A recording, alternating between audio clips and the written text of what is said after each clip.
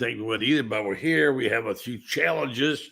Tony Barnhart is our guest. We're going to open the show, and his face won't show on the video, and you won't see him talking, but he's talking, and that's him. So stand by. We're going to have a really good discussion tonight about the new schedule. Maybe Tony can make some sense of it because it's confusing. We'll talk about who's hot and who's not in the SEC, and also what's going on in the world of coach changing. A lot of that going on. All coming to you tonight on the program. Tony Barnhart will be joined shortly by Franz and also Loren Meadows tonight on the program. So stay tuned. Don't just ignore the black box. It is what it is. And sometimes technology just won't let you get it done that way. But we are going to get it done tonight. Stand by with Tony Barnhart. Yes, it's time again for Buddy Marti. Call him up and tell him what you're thinking. But be kind because he's doing the best he can. Better, stronger, faster. Mama says that alligators are ornery because they got all them teeth but no toothbrush. Hey, what if the voice calls while you're gone? Take a message. Bye. You ready, champ? I'm ready for this my whole life. I'm incapable of small talk. But that's why you love me, right?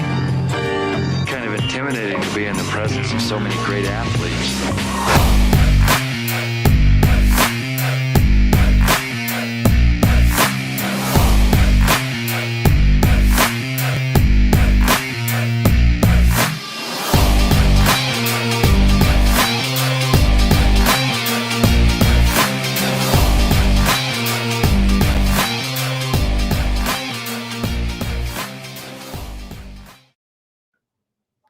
Good evening. We don't have the traditional look tonight because that black box down below was supposed to be Tony, and he's not there, but he's on the audio, and his picture is on the top right. And I'll say good evening, my good friend, Mr. College Football, Tony Barnhart. He's not retired yet, thank goodness. How you doing, Tony? I'm good, buddy. You know, we've been warming up for this week for several weeks now. Now it's time to go. It's go time, and we got a good list of games this weekend. It is a great weekend. It's also a great weekend for the Ryder Cup. I'll be flipping back and forth since Florida didn't have a game Saturday. But I need you to take us by the hand and walk us through a few things because, as I said in my pre-seed, some people might say that they're dumping on tradition and rivalries. Others say they've got more competitive balance. The new schedule came out this week. We saw who the permanent so-called our opponents are for the next 4 years. Just give me your overall assessment, and we'll start talking about it. And if people want to pick it apart, jump on and do that. But it's certainly a different look than many of us expect. Well, it's a different look, but this is something we've been talking about for 5-6 years now, and it was always going to look this way. The key is you can't preserve all the rivalries. You can't do it, but what you can do is give you the opportunity to protect one or two, if you're lucky, three. And that's basically what, let's take Georgia. I mean, we knew that Florida would be Georgia's number one rival. Then after that, Georgia won at Auburn. That's a game that's been played since 1892. And the other one was just sort of floating. It ended up being South Carolina, which kind of makes sense because that's, as they say, that is a contiguous state. So obviously I hate it that LSU and Alabama won't play every year. And Florida. But the good thing is, under the old scheduling system, if you didn't play anybody, you would go 8-10 years without playing somebody. Under this system, you will play everybody. Every 2 years, you'll play everybody. And every 4 years, you'll play everybody home and away. So I like it. I think we get more quality games. I was hoping above hope that Florida and Auburn would come back, but I didn't see it. That's one of my favorite games. Florida Auburn is one of my all-time favorites. Used to be the third biggest rival in the schedule before Florida State got good and all that. But that was a big game, and we had some fantastic history between the two schools. As those of us who follow football close, and you do, you help write it. The games like Spurrier kicking the field goal to win the Heisman against Auburn. I think that's one where Gusty Year out got a fumble in midair and went back 99 yards, as I recall. John Reeves threw 9 interceptions up at Auburn. There's many things. We know a lot of great games were played, and I think the fans were very compatible. Auburn and Florida fans seem to get along pretty well. But I can also see, from the front office standpoint, the competitive balance. And here's the other thing. Florida now has Kentucky and South Carolina, and they don't have to play Tennessee and LSU. That's a little bit of relief right there for the team that's had the worst schedule in the last 2 years of anybody in the country, hardest. And as much as I'm against that, the fact remains is that I do see competitive balance. But I'm just enough of an old diehard to say the LSU-Florida rivalry was really starting to get good now in recent years. Mm-hmm. The throne shoe and all the things that happened. And who could ever want a better rivalry than Tennessee-Florida? But times change, things change. I don't know how the fans take it or what they think. What is your take on that? I think the fans are going to love it because the schedule is now set for the next 4 years. And if you want to make plans, you can do it. You can do it right now. And look, but everybody knew going in that everybody was going to get their top 2 rivals. Okay, some might get 3, but take Alabama for instance. Alabama, Auburn, and Tennessee. Alabama, Auburn, and Tennessee were no-brainers. And everybody said, well, why don't you take LSU? Well, guess what? Alabama didn't want to play LSU too. Mm-hmm. You weren't going to give somebody. That was the idea all along. You were not going to give somebody 3 really top-tier games. You give them 2. The 2 that they wanted, but you weren't going to give them 3. Yeah, that's a lot. That's a lot. And there are going to be some anomalies. We know there always one with Oklahoma and Ole Miss. Yeah, that's you knew some of those would pop up like, huh? What? Yeah, that was it was. Yep. But I know I'd hate to be the person making this game. Here's the good news. If you miss them this year, you get them next year. That's right. Because you play all 16 over 2 years, right?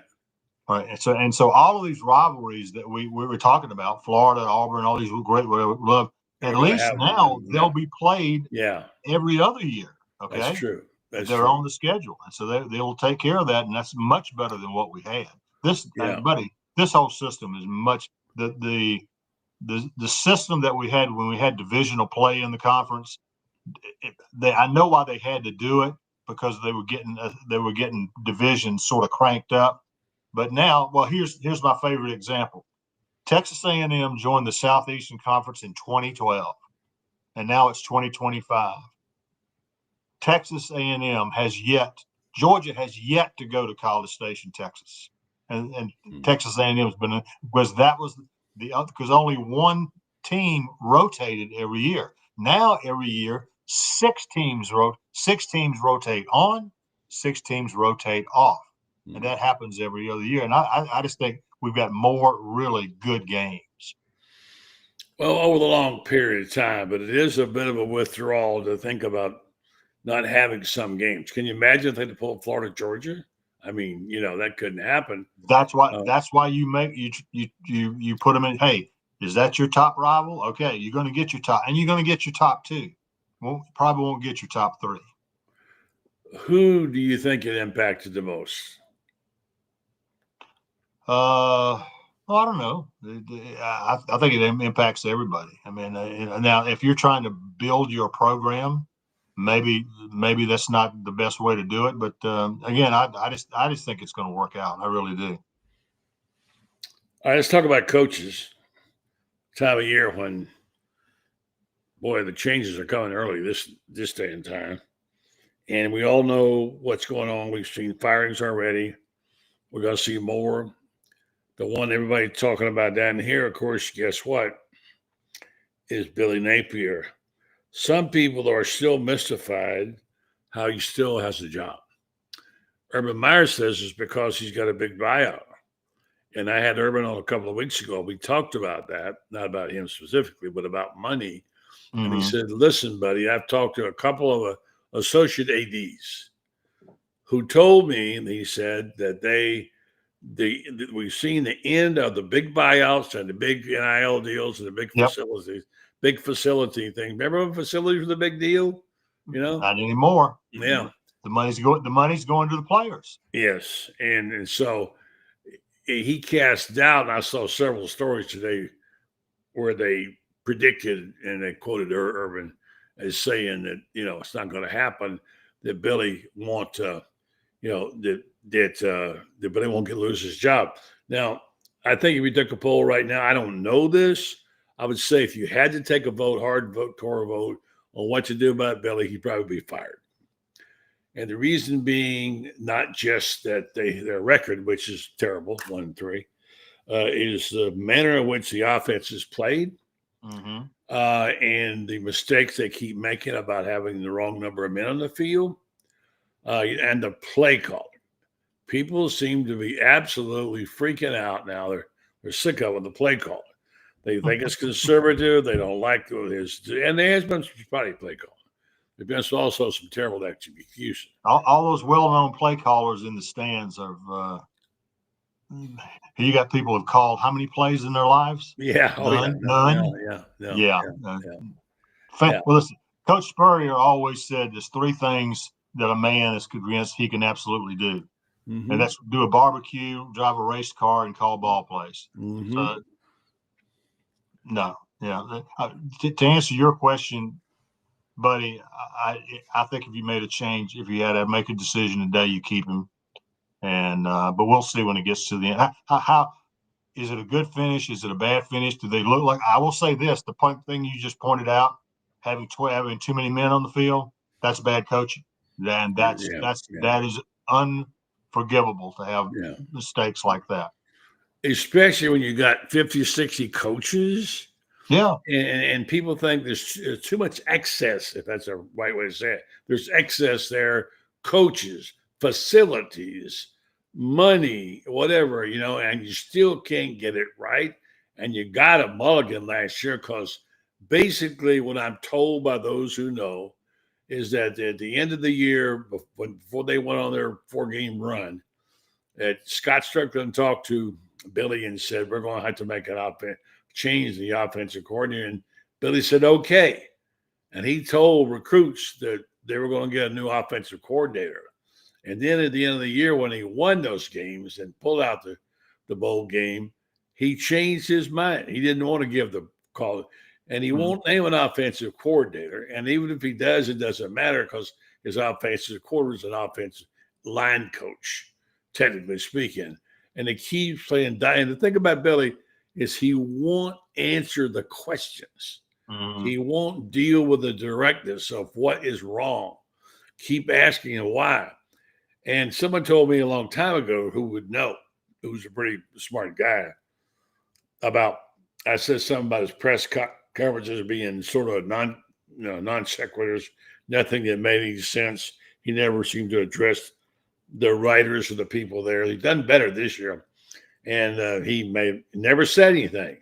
And this person said to me, who knows him and knows the principle I'm going to talk about, he said, well, how did Nick Saban do it?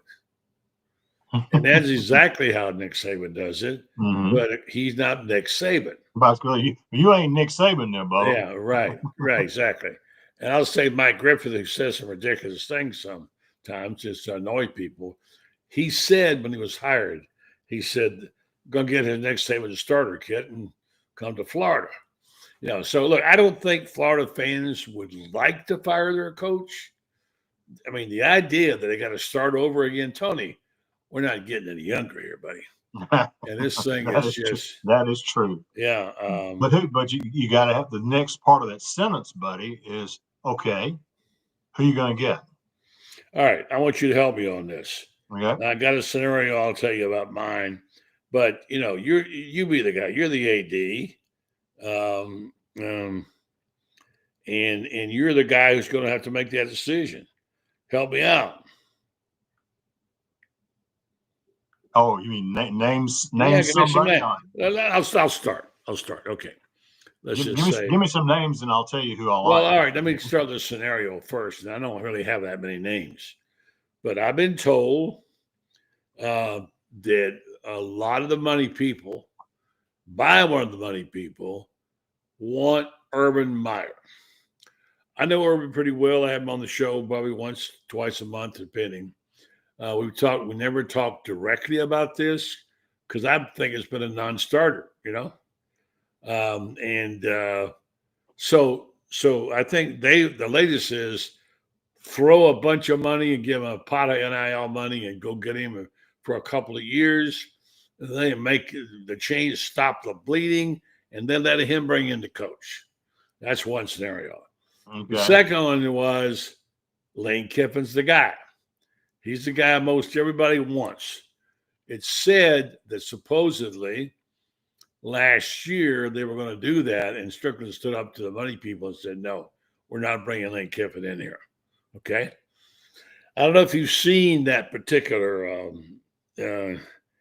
this thing on TV last night with Kiffin or none. I saw it. Yeah. Yeah. All right. We'll get to that in a minute. What's going on here? Well, Franz Beard hadn't got this link. Yeah. So give me your comments about the Kiffin piece and what you thought of it and your evaluation.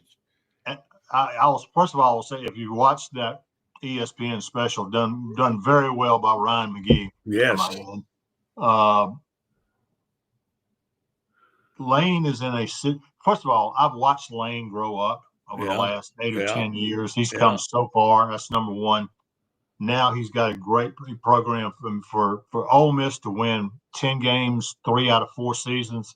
Ole Miss, great tradition as they have, other than some of the vault teams, they haven't had that kind of consistency. Right. But he loves Ole Miss. And why does he love Ole Miss? Because they leave him alone and let him do what he wants to do. They don't mess with him. They know they're lucky to have him. And see, my question is, why would you leave a place like Ole Miss? I've got a new term, buddy, that I'm using. I call it the crazy level of college football. Okay. There's college football, and then there's the crazy level of college football, where there's more money that you can shake a stick at. And I think Lane's in a great situation. And by the way, he's got a really good team this year. And I'm kind of anxious to see some of those games. So I don't see Lane trading what he has for the craziness of the Alabama, Georgia, Tennessee folks in the world. Could be wrong, but that documentary from Ryan McGee gave a lot of insight of how going to Ole Miss has matured him and given his family a place where they can feel comfortable. There was one scene in particular that really struck me, and I've said this. I'm on record as saying I think he's a man who's happy when you get to that station in life, and all the thing about not drinking and being back with his family, all that sort of stuff. It's really been impressive. And then watching the scene of them at the dinner table last night with his ex-wife and his kids all being there, it looked like a big happy family. He looked really content. All right. And I'm saying, why would you want to go leave this, right? Well, one of the things he says in the documentary, he says, I'm the guy who wanted his statue out front, like all these other coaches. That was my goal. He said, now it doesn't mean you figure out later in life, as we have, buddy, what things really mean. Right. What's really important in your life. Mm-hmm. And Lane just looks like a guy, he's figured out what's important to him. Yes, he has. And he looks like a guy. So I don't know the situation that well, but to finish up the scenarios, we say good evening to Franz Beard. Say hi to Tony, the picture of Tony. Hey, Tony, how are you? He can't see you, I don't think. But anyway, so just to finish this. I still look good, even though my live photo's not there. Buddy found a picture where I look good. So that's all that matters. You look 10 years younger, by the way. Might have been 20. Bless your heart. Yeah, so anyway, just to get back to this particular scenario, and Franz can offer up his opinions. As I said, I think I know the money people now are wanting Urban Meyer. I've heard it confirmed to me by people who are the money. That's the guy they want to go after. Mm-hmm. I don't think Urban will take it. That's my opinion. No. I've been wrong before. And then we got Lane Kiffin is the hot candidate, the favorite son, the guy they want. Looking at a guy like him at that dinner table, he looks like he's a very, very very happy and content. And then I think after that, your bailout candidate is Eli Drinkwitz, who I didn't like before, but I'm starting to get like more and more. That guy's a good coach. I mean, they won 11 games 2 years ago, 10 games last year. And they can't get a sniff. Nobody will talk about them, and that's why Eli Drinkwitz keeps raised in hell, because nobody will talk about his team. Well, I mean, they'll be talking about it after he goes 5-0, and if he goes 6-0 and 7-0, they're going to be talking about him. I mean, Drinkwitz seems to. I mean, look, what did he do? He gave up play calling. Yep, and gave it up, and look what the result was. We're seeing that more and more. The guys who did give up the play calling, it worked out well. Urban says it's a full-time job, calling plays. So that's my scenario. And now you jump in there. There's names Franz and I are throwing around. Go ahead, Tony. Give me a couple that you like, and let's see what you got. Well, I would say what's the guy's name at Tulane? He's done a heck of a job. Summerall. He's done an absolute. He's a Group 5. He's a Group 5 guy. I mean, you're going to go after another Group 5 guy? I mean, really? I think those guys can coach. Yeah, but Gator fans don't want to risk that. You just got to be smart. Gator fans don't want to risk that again. They've had their Group 5. Yeah, I'm just telling you. Go ahead, finish up. I'm sorry. But that's what I got. I'm just saying there are not that many guys out there right now. Yeah. That if there are not that many guys that you are to hire that you would give up Billy Napier at this point in his career. Not home runs, Joe. Yeah. All right, let's let Franz weigh in there, and I'll let Tony get out of here and go back to his milk and cookies he was getting ready to have. I like John Summerall too, but I'm with Buddy on this one, and just the pulse of the boosters that I've talked to is we're not going to get another Group of 5 guy. They call him Sunbelt Billy, and Ryan Silverfield to me is because he's a ball. He played in high school ball at Bowles, and he coached with Corky Rogers, who's one of the best football coaches ever. And now, granted, it was in high school, but as Leon Brogdon once told me, the great coaches are all in high school, and there's something to that. The great recruiters are in college, but the great coaches are in high school. Mm-hmm. And this is a guy that played and coached for one of the greatest there's ever been, at least in the state of Florida and in the South, as far as high school coaching. And now you look what he's done at Memphis. They're going to have their third straight 10-plus win season, and they just came from 18 down in the fourth quarter to beat Arkansas. I like him a lot, but I just can't see that they do it. Guys, let me throw a name that a booster this morning on the phone threw at me, and he said they've tried to get him 3 times before. This might be the 4th time. And he said Bobby Stoops. He's still coaching in the still coaching football in the pro leagues. He would be the home run hire. He still has the condo at Crescent Beach and spends his time there. He says that would be the home. He says other than Lane, he says this would be the home run hire. So I'm just throwing out what people are saying. I have to laugh at that. I'm sorry, not laughing at you. I have to laugh at that because one of the things a person very close to the process told me was every time Florida's had an opening, they've tried to hire Bobby Stoops. This will be the 4th time. Bobby Stoops has been on the runway, tarmac someplace more than most flight attendants. He's coming. He's on the tarmac. Here he comes. I spent some time with Bob Stoops this summer. He is a happy dude. He is happy with his life right now. So I agree with that. I'm just telling you this is a name that boosters are throwing out there. And from a standpoint of if you got to have a home run hire, there aren't many home runs out there. There's a lot of doubles, and there's a lot of singles and doubles and maybe a triple or two. But home runs, okay, you got Lane. Who else?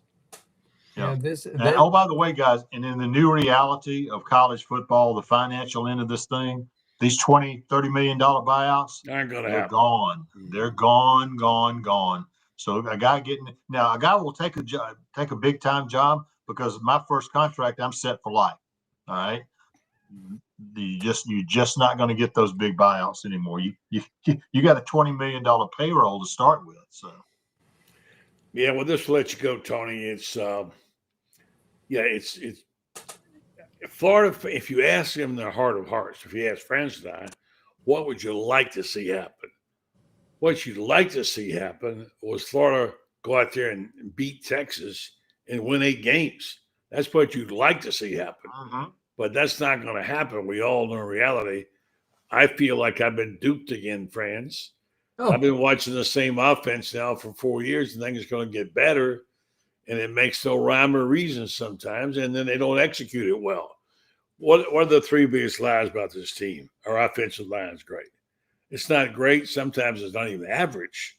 They need to get they need a better defense. They got a better defense. They played their butts off last week, well enough to win. And the old lie was, well, once we get a new facility, we'll be able to recruit. I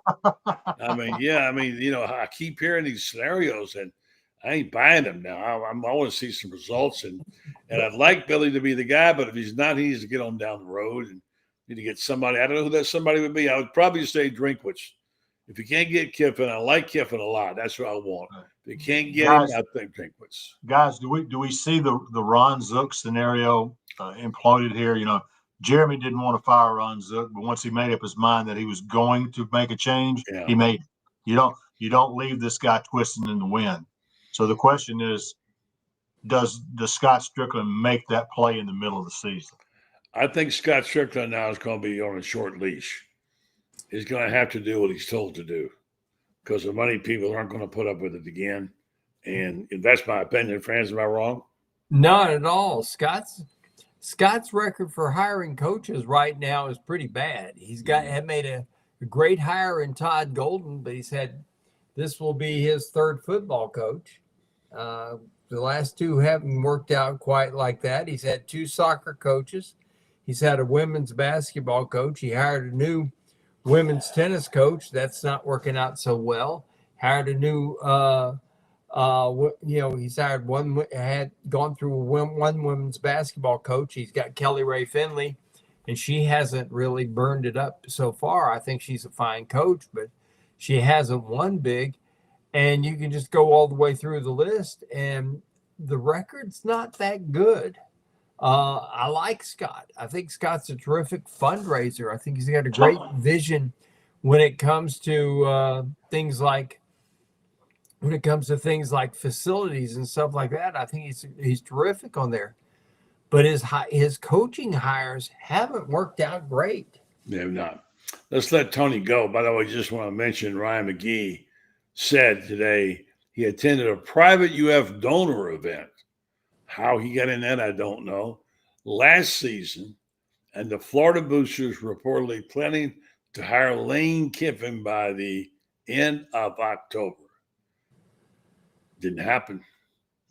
We start winning. So I don't know, Tony. We'll see. So enjoy the games this weekend. Some good ones. And I want to catch up with the Bulldogs. Their defense needs to play good this weekend again. Yep. Gotta be fun. All right, Tony Barnhart, Mr. College Football. Thank you, Tony. Appreciate you. Take care. Glad we got together, despite our issues we had with our. Let's see. We can take that out of the way. All right, now they're up. All right, so friends, we got waiting in the wings. We got Loren Meadows. We'll join him. First, I want to talk about our fine sponsors. And, of course, we lost Meldon Law. They've been with us now for a long time, and they keep encouraging us, and they keep doing great things, and they're terrific people. You just can't help but like the people you deal with. If you want somebody that's really good at what they do, and of course, Meldons have that. Jeffrey Meldon has that. He has a staff now of 50-some people in 5 locations. If you want someone who's a Gator through and through and wants the best for the Gators and is the only NG law firm associated with the games with the University of Florida, you want him. And if you want someone who's a Gator, he's a Gator through and through. So I would encourage you, if you have a need legal, is what I do, contact Meldon Law and ask them if they haven't got an attorney. just for you. They'll find one, direct you someplace. That's what they like to do. They do it well. As we bring in Loren Meadows to join the fray. Good evening to you, Loren. How you guys doing? Franz is going to hire us a coach here tonight. I mean, some good names. I like a lot of those names Franz was throwing out there, Stoops and Drink. I got one of my former players is Drink's equipment manager. I got to spend some time with Drinkowitz at the SEC tournament, softball tournament last season, and really nice guy, very approachable, good football man. The record speaks for itself. And yeah, I mean, it's going to be interesting, but I think that we're past talking about phantom offensive coordinators and everything else. And it's really talk about who's going to be the next head coach, unfortunately. Do you feel like I do that you came into this season with such high expectations and all the air has been let out of your balloon? Yeah, for so much. Yeah, I mean, for me, it's, hey, take the wife to Memphis. She's never been. Take her to the Grove. She's never been. But if it wasn't that case, I'd be staying at home. But I want to say one thing, and I think, Franz, you and I have talked about it because we talk a lot, and Brendan, I really thought that there would be more of an offensive impact from guys like Steve Spurrier Jr. and Russ Callaway. I did think that I didn't like what they were doing offensively, but what I thought they would do is, because of Spurrier Jr. and Russ Callaway, there would be more of a air raid feel to some of the offense. Thought they'd spread people out a little bit better, and it just hasn't been that way. And I mean, I don't know what a guy like, Steve Spurrier Jr. is about, and Buddy, you could correct me if I'm wrong, he's about the closest thing to Mike Leach as far as understanding that offense and things like that. And why they haven't tried to incorporate some of those principles, because they don't use four wides. They don't use four wides. Well, but no, I get it. Yeah, I thought that would be the thing. So yes, it is just I love football. Y'all know that. So I'll be there every Saturday, ready to roll. I'm gonna be there in front of the TV this weekend, and like I said, I'll be down at Ole Miss to hang out there and all those things. But yeah, I mean, it's. If your coach won't listen or even cotton to the idea that okay, maybe if he won't look in the mirror and think to himself, maybe I'm the problem, then that's where the problem begins, because at some point, do you really think he's that arrogant, Franz? I mean, yes, I do. You really do. I do. You think he's that, as arrogance is defined in the dictionary? You guys really think he's that? Why do you want to call arrogance? I mean, arrogance is refusal to think you know everything and everybody else is wrong. Yeah, like see the world around you and know that this is going down and going down fast, and you choose to make. I mean, buddy, you wrote about it during an off week. They make a decision. We're going to scrap what we're doing offensively and go here. And you and I both know, friends, the first thing we're going to see is a closed formation with two tight ends against Texas. I mean, it's like, and the wagons all in a circle. It's like you got all of this speed, and I have a very close friend who asked a certain former Florida football coach who's fairly well known. He said, if you had all the speedy guys that Florida has, what would you do? He says, I'd go four wide and we'd run four wide and we turn it into a track meet. And you think about it, there's the fourth lie, Bob. There's the fourth lie. Get a bunch of good receivers with speed. That'll do it. No, it won't. You got to get the ball to them. Yeah, well, I don't know. You got to, well, first and foremost, buddy, you got to run patterns this offense. You got the best wide receivers coach in the country, and you got guys that legitimately you could have a really fine 4x100 relay team with these guys. There's that much speed. They'd run under 40 seconds for sure, but which is world class. It's kind of like this. It's kind of like when you take a you take a guy who's a drop back passer, like kind of like what Doug Dickey did, and try to make a veer quarterback out of him, which is what he tried to do with John Reeves. Mm-hmm. Square peg, round holes or square pegs don't fit into round holes. I mean, Buddy, you play quarterback. Have you guys ever seen an offense with zero quick game? Like, they don't throw hitches. They don't throw quick outs. They don't throw bubble screen. They only throw slants versus like press man. Like, they never, I mean, where you see like double slant in a bubble. And I mean, you never see that from them. Yeah, that's a staple of fast receivers and quick getting the ball. That's a staple. You're right. Yeah, help. It's almost like seeing the ball go in on a free throw. Yeah, that's what that is for a quarterback. It's quick game. Here's the thing that Spurrier was a student of the Sid Gilman offense, and Sid Gilman always said you got 4 vertical seams and you have an X seam across here. And you look at how many of Spurrier's plays, because, he'd run that top guy across the X and then bring the bottom guy underneath. How many of Jabbar Gaffney's big gains were when he was the bottom guy on that X across the middle? The other thing is this, when you had Kwesi Green, he's running these 2 guys like this. Everybody's going this way. And that's why the bubbles, that's why the drags work. But when you don't, when you're not clearing your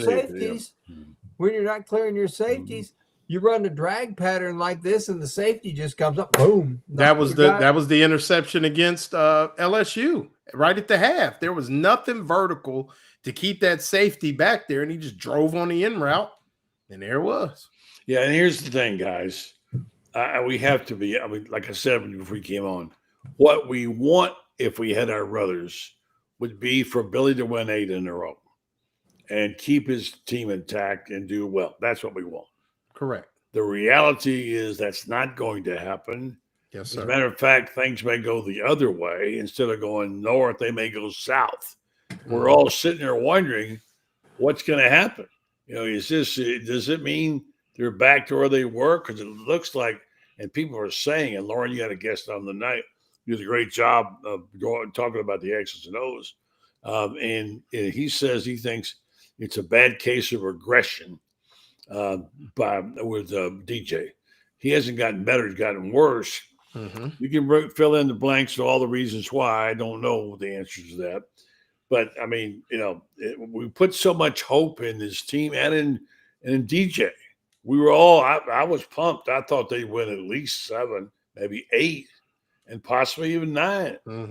I don't think they'll win 6 right now. I don't think they're going to win. I don't think they're going to win 3. Yeah, I'd say 4 would be the max right now. I wonder what Vegas. They got that on Vegas. I might need to. I don't know, but I know they got 1. And like somebody said, if you had Graham Mertz right now, you'd at least be doing 2. Maybe better. Probably right? so. You just mentioned the name though. You want to know why? To me. Why DJ, other than the fact he's been injured, granted that. But here's the other thing. Last year, DJ comes off the side over to the sideline, and who's there for him? Graham Mertz, coaching him up. I am convinced that Graham Mertz was the quarterback's coach last year, because the guy we got doing it this year. Well, he's had his moments, and he's got Steve Jr. right there if he wants to use him. I mean, Steve knows but you got to want to use him, buddy. I know that. I said if you said it, I would use him. So the air raid, what I've always been told, is about 20 plays on a chalkboard. So it ain't hard. It ain't hard to get it in, and they've had an off week. I literally would be like, you know what, Steve, let's sit down. We're going to sit down with DJ. We're going to put them 20 plays up on the chalkboard. You're going to teach us the rules. You're going to teach us the options on it, and we're going to go with it. What do you have to lose? Because 3 years says, Excuse me, I'm sorry. No, go ahead. Franz, what happened in 2005? Yeah, 2005, they got their brains straight out. 2005, they came back from LSU. And 4 of them went home, pull an all-nighter. And they came down all the way on the plane back. Urban is writing notes on napkins and he came home with a pocket full of napkins. They pull an all-nighter, and the offense changed. They bought a full. They started using a fullback. I knew that before I ever met you, buddy, because I read it in. I mean, that's the thing. I read it in the book, and don't tell me it can't be done. I've done it. I've done it as a coach. I've seen it as a player. I mean, it just and I just don't get it. And I mean, it's over. We keep talking about it. I'm sorry, it's over. I mean, we need to be like I heard y'all talking about who you like with Tony Barnhart and that kind of thing. I mean, that's where we are now. I mean, it's unfortunate, but that's where we are. Well, it's unfortunate. It's heartbreaking, and it's really hard to go through it again. It really is. There's a lot of Gator fans who are not just unhappy, but dispirited and want to give up almost. So I've had it. I don't want to do this anymore. I'm not up for a rebuild. Rebuilds are hard. You can't keep doing them. Pretty soon we run out of years. This will be the 7th coach since Spurrier. Well, the next one. Yeah. Florida better be careful. They're going to be Nebraska. And I've said that before. They better be careful.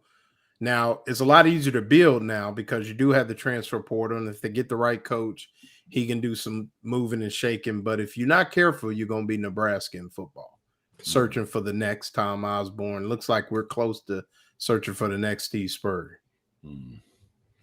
Yeah. You're right. All right. Let's put the foolishness aside and make a decision. I played my scenario out a couple of times. I'm not wedded to it. I'm looking for answers. And everybody thinks they've got the answer to this, and nobody does. So if I've got to have a plan, let's make a plan. And I've said this several times on the air, is that if you're going to go for Urban Meyer, fine. That's over here. That's your dream. Go put your money up and go make him say no. That's up to you. I personally don't think that will happen. So who's the guy? I am going Lane Kiffin here. And as Shane says, he's the most like Steve Spurrier. He's got a certain swagger. He's grown up. And like I said, watching him on the special last night, he's a content man with his family around him. He's happy. So he might not come. But I would say he's the best choice. After that, I know these other names. I've mentioned them all. And John Gruden, all that stuff that happened. I think Eli Drinkwitz is the most attractive coach. And I'm surprised I said that. Because up until about a year ago, I didn't like Drinkwitz. But you can't deny what he's done there. And his offense is working. He had enough sense to quit calling plays. So that's my scenario. Loren, what's yours? I would say that's about right, buddy. I would say Lane definitely is the guy. I think like Shane, and I got to put a lot of what Shane, Shane knows not only Florida, he knows Lane, but he also knows Ole Miss and the difference between what those brands are, and, you talk about the brands. I was on another show talking about the top 10 brands. Ole Miss ain't in it, so Lane, I know he's got it great there and I'm happy for him, but I think that same growth is what may allow him to leave Ole Miss in a good place and still take the Florida job. Outside of what he did, Tennessee and then went to USC, I think he could put Ole Miss in a good place, leave for Florida, and it'd be that way. Eli Drinkwitz is the next logical choice. If you say no, the thing is with no group of 5 guy, I mean, if you're not going, I like Golish at South Florida. I think he could be a pick, but I mean, Lane is the slam dunk, not only because of his success at Ole Miss, but you look at what he did at Florida Atlantic and then recruiting in the state of Florida when he was at Alabama, had real success there with some of the speed and guys like Jerry Jeudy and people like that he was able to get from South Florida. I think he'll have the relationship with the high school coaches in the area. And, I think that, it's going to be interesting. If Lane says no, I think he gets really interested. I like Urban, but I got to defer to you on that. You said there's 99.9% that doesn't happen. So And I like what Franz said about Stoops, but I would say probably Kiffin number 1 right now, Drinkowitz number 2, and I agree with Franz. Stoops could be an outside hire. How do y'all feel about Cliff Kingsbury? No. And the reason I say that is he didn't win at Texas Tech. He had great offenses, but his teams never won. Isn't he in the NFL now? He's with Washington Commanders, right? He's Dan Quinn's He's not guy with his alma mater. Right. I'll tell you say as I've spent the day with being peppered with all this stuff, Stoops would be a home run hire, no question about it. But as Tony just said, it's kind of like with Lane. He's in his comfort zone now. I don't know that there's enough money to get him. He's making $11 million a year. Okay, he's making $11 million a year. He's got life that's good. He they'll put a statue of him outside Oxford. I mean, hey, Johnny Vaught, they need somebody. They hadn't had somebody to make a statue of since Johnny. Yeah, and Chucky, you heard what he said. He used to think statues were important. He didn't think that's so much. No, but I know it's not. But they could do one of it. Yeah. How about the guy that I've been thinking of personally from my standpoint, and I love Eli Drinkwitz. I've been bringing that up for the last 2 weeks. His offense is number 5 in the nation. His defense is number 8. But I'll tell you who's a guy that I think you could go get him. I think even though he's at his alma mater, Clark Lee. I don't think he'd leave Vanderbilt. I think right now. I think he's married to Vanderbilt right now. He's building something. He's had great success. It's rewarding for him. If I was him, I wouldn't come. Well, we can say the same thing about Lane, but here's the thing about Clark Lee. And we might be right about Lane. If you can do what he's doing at Vanderbilt, and he's done, but again, when you get rid of Billy, you're going to lose a good recruiting class, probably, unless you make the absolute stone kill of a hire. You're going to lose the recruiting class. Lane is the guy that can. He doesn't care about that. He's going to get guys that he's going to get, but he knows the portal. I've never seen anybody handle when they first came out with the portal, I thought, boy, that's people are going to die on that hill. And Lane Kiffin keeps living on that hill. You win 40 ball games in 4 years there at Ole Miss, and you look and you're doing it out of the portal. Holy moly! I mean, that's remarkable. And if you're going to get a guy to replace Billy, you're going to lose a recruiting class. So what do? You get the guy that comes in there and can kill it in the portal. Signetti's too old, 64. Maybe a fine coach. I'm for the senior citizens, being an old guy myself. But I think to build a program, it's hard to start that guy at 64. I don't know. Another name was Joe Brady. But the problem, I think that's a good name. Yeah, it's a very good problem is Joe Brady gonna want to call his own plays, and then we're right back to where we were before. Yeah, there you go. That's Joe Brady got somebody waiting in the wings and some guys can, but I think it would just be a bad optics if he comes in and says, "Yeah, I'm gonna call the plays." It'd be like, "Oh God, here we go again," because it's a lot to do. It's a lot. It's a full-time job, according to Urban. He would know, but. What do you think about what's happening at the FSU? Well, he wasn't got a play caller, and he really is good at doing it. Yeah, but Norvell never called his own plays. No, but I'm saying what he did. He got an offensive coordinator, and he held true to his word, and he did have some input on the offense.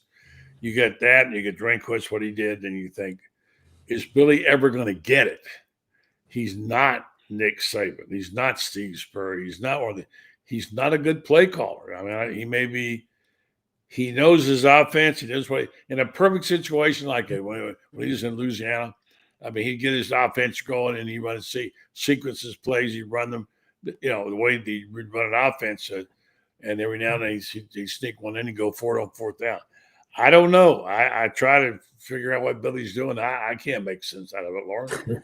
I got friends on the staff, and I hope they forgive me. He might get it, but he gonna get it somewhere else. That's the best answer I got. Yeah. He gonna get it. He might get it, but it won't be at Florida. Yeah, I think he's got an offense built for if you head coach 10 years, you finally get your offense right. We don't have that kind of time at these prices anymore. And so we're getting to the end. Let's just wrap it up right now with a 40-second summation of this team and this coach and what needs to happen next, Franz. What's next? I think if Florida gets 4 wins, it's going to be remarkable. I think they got the talent to win 6 or 7 more ball games. I think that the reality is, if they go 3-5 the rest of the way, it would be pretty remarkable in itself. I think Billy stays to the end of the year. I don't think they'll make a change because I don't think they've got anybody they trust to be a head coach on the staff. Plus, it saves about $6 million. So I don't know. So you think there's somebody outside that they need to go get, right? Who is it? Well, I'd like to say Clark Lee would be Clark Lee or Eli Drinkwitz if Lane says no. Okay. All right, Loren, it's your time. You're in bad. Save us. No, I can't. Keep chopping wood. That's the positive. Keep chopping wood. Keep pushing. Keep fighting. Football's a physical game. You definitely don't want to get caught slipping. So every play, go hard, step up, and see what happens. But it's very hard for teams to get around bad quarterback play. And for whatever reason, they're not getting great quarterback play, and they're not very good up front on offense. So that's just a bad combination right now. But, to the Florida people, just, Florida fans, Florida players, just keep chopping wood, just keep pushing. And you never know what happens. Take every game one step at a time, one game at a time, and see where you are when it's all done. Friends, Billy came out and vehemently said the idea of DJ leaving was comical and ridiculous and absurd and all that. It didn't sound so ridiculous to me based on what I was seeing and hearing from people. And again, you never know how much Billy's in touch with the people around him.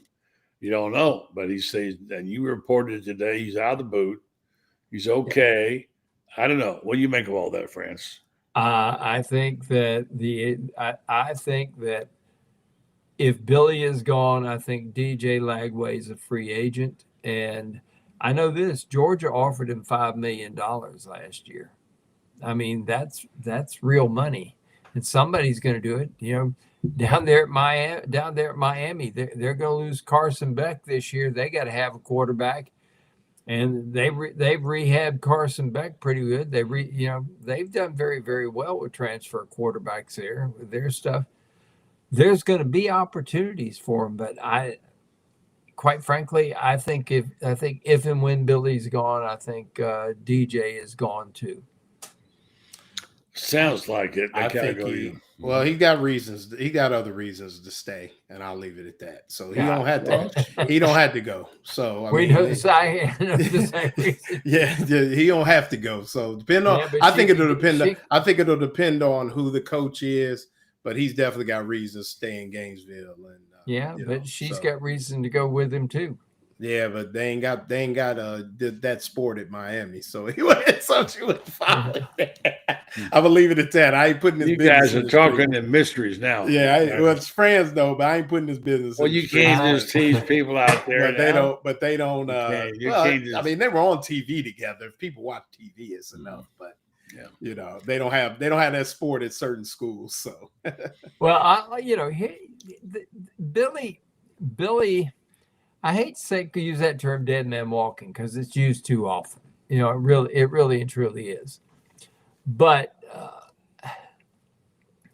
it would seem to me that you try to do something. I mean, even Douglas Adair Dickey in 1978 abandons everything and it's chunked the ball all over the yard, which he had never done before. Just didn't have a quarterback capable of doing it. But even Douglas Adair Dickey changed and decided to go against the grain. And Billy's not doing it. I'm just continuously amazed at how tunnel visioned he is and how he just refuses to take input from outside. I mean, all right, I'm going to close out with this. I'm an old guy. I can say this.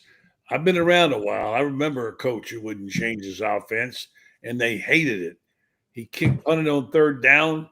He said one time he ran the clock out to get a tie, and they asked him why. He says, "I'll never gamble to lose. I'll gamble to win." That makes a lot of sense, and that means Bob Woodruff was out of here and gone. And then we got with Doug Dickey. I like Doug. Doug was a smart guy. He won the SEC before he got here and whatever. My late sister could watch. She watched every game. She knows nothing about football, but she could call his plays. So it's that same predictability, the willingness to change that got other coaches fired. Billy looks like he's lining himself up to be in the same boat because you got to understand you can't. What's the definition of insanity? We know what it is. All right, Loren, good job, buddy. And thank you, Franz. We finally got hooked up. We'll talk to you guys again. Have a good weekend, and we'll talk some more balls soon. All right, thanks. Thanks, guys. Appreciate it. Gator plays football this weekend, and we can actually watch it on TV. I know. How about that? It's I'm going to be amazing. chilling. See a good team. Go get a workout in the morning, and I'm Nothing stuck wrong with till midnight. Yeah, I'm going to work out. I'm going to work out and sleep in tomorrow, so I'm going to work out. Hey, buddy, I news is sent we you a get to watch a text, good too. team play Make sure you Saturday. read your text. Yeah, don't be sending me a check at 5 o'clock in the morning. No, All I right, sent you a guys. text just now. Make sure you read it. Okay, I will. All right, buddy. All right, buddy. Loren Meadows. Guys. Appreciate you guys. All right, you want to wrap it up with a couple of thoughts about our friends and the sponsors. How much we appreciate them. The folk, the good folks, Titan MRI and Imaging, have been sponsoring our show for a while here now. And they're good people. And they also want you to know they are so customer oriented, customer service. There's a lost art, customer service. Did you ever even try to call a place anymore and get a human to answer the phone, let alone get what you want? How many times do you get frustrated with that? I do all the time. Anywhere you call, leave a message. We're trying to get back to you. Yeah, 2 days later. Anyway, Titan MRI is not that. They're the opposite of that. They will custom make your appointment for a CAT scan or MRI, whatever you might need. They'll give it to you at night if you want it, if you want to go there. And sometimes you work and you can't get off. They make sure they try to fit the needs of the people and the customers, and they do a great job of it. 3 locations to serve you: 2 in Gainesville with Park Avenue and Millennium Center, 1 in Lake City serving all of Columbia County and Valdosta, Georgia. Titan MRI and Imaging offers the same great customer service they've always had, and they accept insurance, or you can go through their convenient self-pay options program. They offer MRIs, CAT scans, X-rays, ultrasounds, easy scheduling with lots of options, larger MRI machine for patient comfort. Boy, that's big. So check them out. Coming to Ocala soon to serve you. Titan MRI. Yes, it's your choice. Thanks to our guest tonight for Tony Barnhart. Always good to talk to Tony. And, of course, our regular cast, Franz Beard, I forgot to mention, he's got a great book coming out soon. We expect to be able to make an announcement next week. If you want to know what happened in the season, basketball, you check on the book called The Golden Season, coming out in the hardback form in a matter of a few weeks. Matter of fact, we're going to have a email address you can write to. I think it's going to be the Golden Season at gmail.com. We'll start taking orders, and you're going to love this book. It's terrific, full of Chris Spears pictures. Wonderful job by our team. So we certainly we certainly want you to know about that, and we'll give you the pricing later and all that. And I've had a number of people who've asked me about it, and I'm not trying to avoid you. I just got to go with more information. We'll be coming to you the next couple of weeks and days and giving you more hard facts about signings and whatever. So thanks to our guest tonight. Thanks for watching, listening to the show. Have a great night, and we'll talk to you again tomorrow night.